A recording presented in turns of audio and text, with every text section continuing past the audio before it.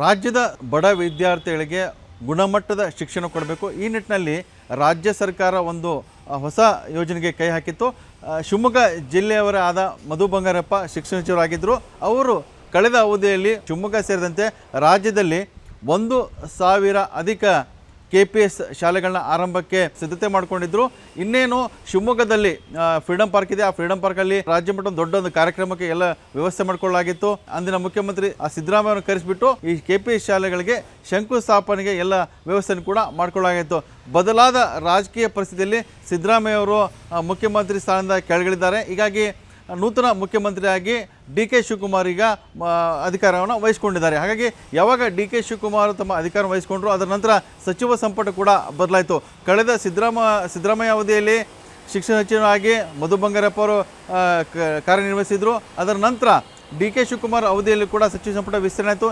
ಈಗ ಅವರು ಮತ್ತೆ ಶಿಕ್ಷಣ ಸಚಿವರಾಗಿ ಅಧಿಕಾರವನ್ನು ವಹಿಸ್ಕೊಂಡಿದ್ದಾರೆ. ಹಾಗಾಗಿ ಶಿಕ್ಷಣ ಸಚಿವರಾಗಿ ಅಧಿಕಾರ ವಹಿಸ್ಕೊಂಡ ನಂತರ ಈಗ ಮತ್ತೆ ಏನು ಅವರು ಡ್ರೀಮ್ ಪ್ರಾಜೆಕ್ಟ್ ಇತ್ತು, 1,000 KPS ಶಾಲೆಗಳು ರಾಜ್ಯದಲ್ಲಿ ಆರಂಭ ಆಗಬೇಕಾಗಿದೆ. ಆ ನಿಟ್ಟಿನಲ್ಲಿ ಎಲ್ಲ ಸಿದ್ಧತೆಯನ್ನು ಕೂಡ ಈಗಾಗಲೇ ಮಾಡಿಕೊಳ್ಳಲಾಗಿದೆ.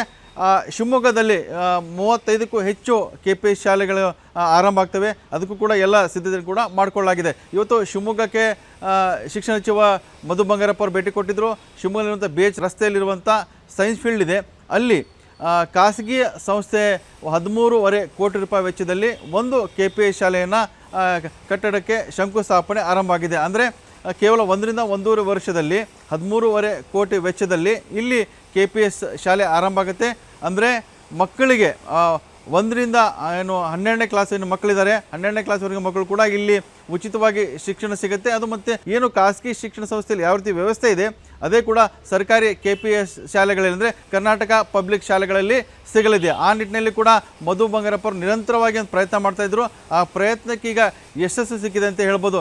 ಇವತ್ತು ಶಿವಮೊಗ್ಗದಲ್ಲಿ 13.5 ಕೋಟಿ ರೂಪಾಯಿ ವೆಚ್ಚದಲ್ಲಿ ಆ ಖಾಸಗಿ ಏನು ಸಂಸ್ಥೆ ಇತ್ತು ಆ ಸಂಸ್ಥೆಯವರೇ ಬಂದು ಒಂದು ಶಂಕುಸ್ಥಾಪನೆ ಕಾರ್ಯಕ್ರಮವನ್ನು ನೆರವೇರಿಸಿಕೊಟ್ಟಿದ್ದಾರೆ. ಹಾಗಾಗಿ 13.5 ಕೋಟಿ ವೆಚ್ಚದಲ್ಲಿ ಒಂದು ಶಾಲೆ ಆಗುತ್ತೆ, KPS ಶಾಲೆ ಆಗುತ್ತೆ. ಅಲ್ಲಿ ಎಲ್ಲ ವ್ಯವಸ್ಥೆಗಳಿರ್ತವೆ. ಅದರ ಜೊತೆ ಸರ್ಕಾರ ಮತ್ತು ಖಾಸಗಿ ಸಂಸ್ಥೆ ಒಟ್ಟಾಗಿ ಸೇರಿ ಆ ಶಾಲೆ ನಿರ್ವಹಣೆ ಮಾಡುತ್ತೆ. ಮಕ್ಕಳಿಗೆ ಒಂದು ಉತ್ತಮ ಗುಣಮಟ್ಟದ ಶಿಕ್ಷಣವನ್ನು ಇಲ್ಲಿ ನೀಡಲಾಗುತ್ತೆ. ಅಂದರೆ ಹೈಟೆಕ್ ಲೈಬ್ರರಿ ಆಗಿರ್ಬೋದು, ಲ್ಯಾಬ್ರೇಟರಿ ಆಗಿರ್ಬೋದು, ಮತ್ತು ಪಠ್ಯಪುಸ್ತಕ ಆಗಿರ್ಬೋದು, ಕೊಠಡಿ ಆಗಿರ್ಬೋದು, ಮತ್ತು ಉತ್ತಮ ಗುಣಮಟ್ಟದ ಶಿಕ್ಷಕರನ್ನು ಕೂಡ ನೇಮಕ ಮಾಡಲಾಗುತ್ತೆ. ಹಾಗಾಗಿ ಎಲ್ಲ ರೀತಿಯಿಂದ ಕೂಡ ಆಂಗ್ಲ ಭಾಷೆ ಪ್ರಮುಖವಾಗಿ ಅಂದರೆ ಇಲ್ಲಿ KPS ಶಾಲೆ ಗಮನ ಸೆಳೆಬೇಕಂದ್ರೆ ಆಂಗ್ಲ ಭಾಷೆಗೆ ಅವಕಾಶ ಇರುತ್ತೆ. ಮಕ್ಕಳು ಇಂಗ್ಲೀಷ್ ಮೀಡಿಯಮ್ದಲ್ಲಿ ಇಲ್ಲಿ KPS ಶಾಲೆಯಲ್ಲಿ ಓದ್ತಾರೆ.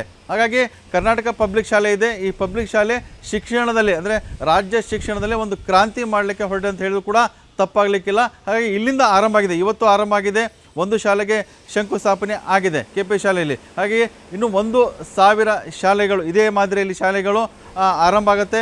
ಆ ಆರಂಭಕ್ಕೆ ಈಗಾಗಲೇ ಶಿವಮೊಗ್ಗದಲ್ಲಿ ಇನ್ನು ಫ್ರೀಡಂ ಪಾರ್ಕ್ ಇದೆ, ಅಲ್ಲಿ ಒಂದು ಶೀಘ್ರದಲ್ಲೇ ಕೂಡ ನೂತನ ಮುಖ್ಯಮಂತ್ರಿ DK ಶಿವಕುಮಾರ್ ಇದ್ದಾರೆ.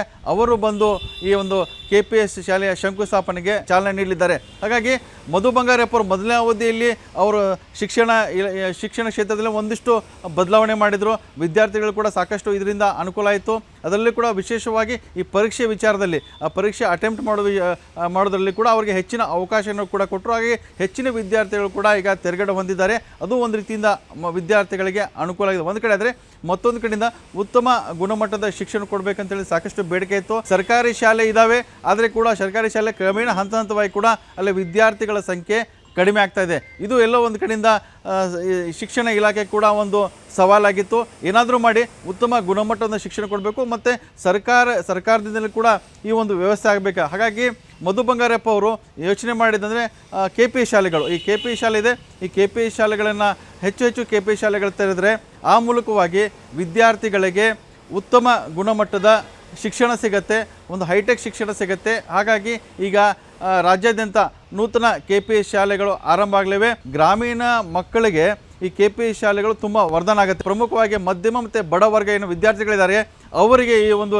KPS ಶಾಲೆಗಳ ಶಿಕ್ಷಣ ಸಿಗುತ್ತೆ, ಉತ್ತಮ ಗುಣಮಟ್ಟದ ಶಿಕ್ಷಣ ಸಿಗುತ್ತೆ. ಹಾಗಾಗಿ ಆ ನಿಟ್ಟಿನಲ್ಲಿ ಈಗ ಎಲ್ಲ ಪ್ರಕ್ರಿಯೆ ಮರುಚಾಲನೆ ಸಿಕ್ಕಿದೆ ಅಂತ ಹೇಳ್ಬೋದು. ಕೇವಲ 1 ರಿಂದ 1.5 ವರ್ಷ ಅವಧಿಯಲ್ಲಿ ರಾಜ್ಯದಲ್ಲಿ KPS ಶಾಲೆಗಳು ಆರಂಭ ಆಗ್ತವೆ. ಹಾಗಾಗಿ ಲಕ್ಷಾಂತರ ವಿದ್ಯಾರ್ಥಿಗಳಿಗೆ ಇದರಿಂದ ಅನುಕೂಲ ಆಗಲಿದೆ.